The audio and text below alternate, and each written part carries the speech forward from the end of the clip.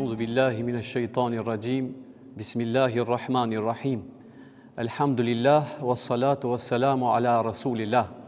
Falënderojmë Allahun xhalla shanuhu, salat e selamet për zemërta i dërgojmë të dashurit ton Muhammed Mustafa alayhi salam, shokëve të tij, gjithë atyre të cilët ndjekin rrugën e tij dhe do ta ndjekin deri në ditën e gjykimit. E falënderojmë Allahun për gjitha të mirat të cilat na ka dhënë, për kuronën e gjitha mirësive që na ka falë besimtar musliman dhe na ka dhënë gjitha këto mirësi, të cilat ne nuk mund të arrijmë që të numërojnë. Na ka dhënë këtë muaj të bekuar të Ramazanit për çka ne lutim Allahun xhaleshanu që çdo vepër të cilën e kryejmë, Allahu xhaleshanu të na e pranoj dhe të na bëjë për neve dëshmi ditën e gjykimit kur dalim para tij, atë ditë kur nuk do të ketë dëshmi tjetër jashtë asë veprave tona të mira. Të nderuar vëllezër, assalamu alaikum wa rahmatullahi wa barakatuh. Ashtu siç tham në fillim, ne jemi elhamdulillah musliman, Allahu xhaleshanu na nderoi me këtë din dhe na vendosi rregulla në këtë fe. Allahu xhaleshanu na mësoi se në këtë fe ne çdo send të cilën ne e shohim, të cilën Allahu xhaleshanu e ka krijuar, Allahu ja dha një qëllim të caktuar.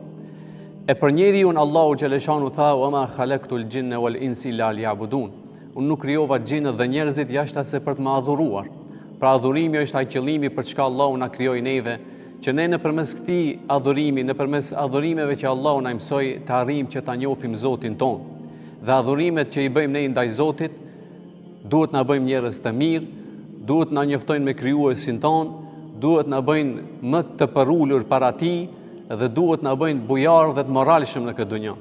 Të nderuar vëllezër, në këtë ligjërat atë të cilën do ta flas apo që e përzgjodha për temë, do të flas për një mëkat e cila është prezente zakonisht në mesin e pjesës dhe shoqërisë që jemi më fetar. Nuk do të flas për mëkatet e përgjithshme të cilat janë të zakonshme e që i njohim si mëkate, por për mëkatet të cilat ndonjëherë vishin në petkun e devotshmërisë dhe ibadeteve. Ai mëkat i cili bëhet në xhamitë tona, të cilët bëhen gjatë namazeve tona, gjatë adhurimeve tona, e që është vetë krenaria, vetë pëlqimi vetvetes tonë gjatë ibadeteve. Një mëkat për çka Allahu xhaleshanu na ka tërhekur vërejtjen. Prandaj Allahu xhaleshanuhu ashtu siç na edukoi neve në çdo aspekt, na edukoi edhe gjatë adhurimeve tona.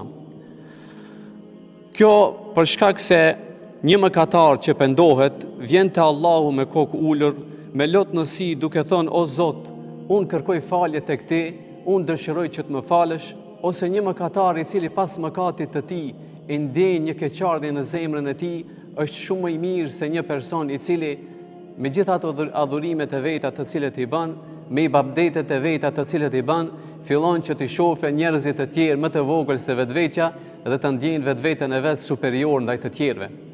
Një cilësi, një çështje të cilën Allahu xhaleshanuhu dhe Muhammed Mustafa alayhi salam e ka ndaluar në Kur'anin famëlar dhe Muhamedi alayhi salam në sunetin e tij. Thot Allahu xhaleshanuhu: "Fala tuzakku anfusakum huwa a'lamu biman ittaqa." Ju pastroni vetveten tuaj, Allahu xhaleshanuhu është ai i cili e din më së miri cili është më i miri. Të nderuar vëllezër, pejgamberi alayhi salam na tregon një rast në kohën e Beni Israilëve për dy shokë. Njëri prej tyre i cili kishte qenë besimtar i mirë, adhurues i mirë i Allahu xhaleshanu, e tjetri kishte qenë mëkatar. Mirë po ky adhurues, duke u nxitur, duke u ndikuar nga mëkatet e shokut të vet, kishte filluar që ta ndjejë vetveten e tij superior.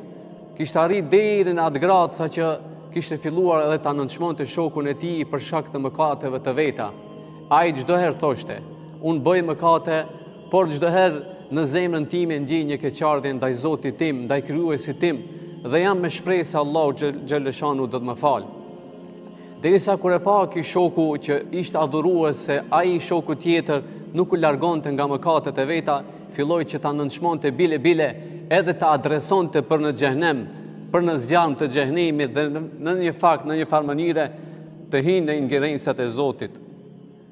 Pastaj, pas një kohë, thot pejgamberi alayhis salam, vdiqën çdo ditë dhe personi që ishte mëkatar, e të cilën shoku i tij adhurues e nënçmonte, në fund të jetës së tij u pendua me një pendim të sinqert dhe u bë shkak që ai të hyjë në xhenet, ndërsa ky personi tjetër që jetoi jetën e tij duke qenë adhurues, por duke u ndjek krenar duke tepruar me krenarinë e tij për shkak të adhurimit të tij, ai bëhet që Allahu xhaleshanu ta dënon. Prandaj të nderuar vëllezër, jemi në këtë muaj të bekuar të Ramazanit dhe duhet të jemi kujdes. Jemi në këtë muaj kur zakonisht xhamit mbushen me xhamat, elhamdulillah, dhe ne duhet të kemi kujdes posaçërisht ndaj atyre vëllezërve të ri të cilët vinë në xhami, që të vizitojnë xhamit, që mos t'i shohim me sytë për ulur, por t'i afrojmë, që t'i këshillojmë, që t'i bëjmë që se bëhemi shkaktar që ata ta duan xhamin, ta duan namazin, ta duan Ramazanin, dhe mos t'i themi se ti nuk ke qenë askund gjatë një viti e tani gjatë muajit Ramazanit mundohesh që të falish namaz. Për shkak se tha pejgamberi alayhis salam, ta e person I cili gjendet qoftë edhe sa grimca e atomit nga mendjemallësia, ai nuk do ta shoh, nuk do ta shijoj xhenetin dhe mirësitë e saj. Për fund, do ta kisha cek edhe një rast I cili është një shembull shumë I bukur për neve e që transmetohet dhe është e njohur në literaturën islame për një prind I cili kishte qenë I devotshëm dhe ishin zgjuar së bashku me djalin e tij që të falin namaz nate. U zgjuan, u përgatitën për namazin e natës dhe e panë se I gjithë qyteti ishte duke fjetur. I biri I tha babait të vet: "Babai im, sa keq, të gjithë qenë kanë duke fjetur, vetëm ne jemi zgjuar që të falim namaz."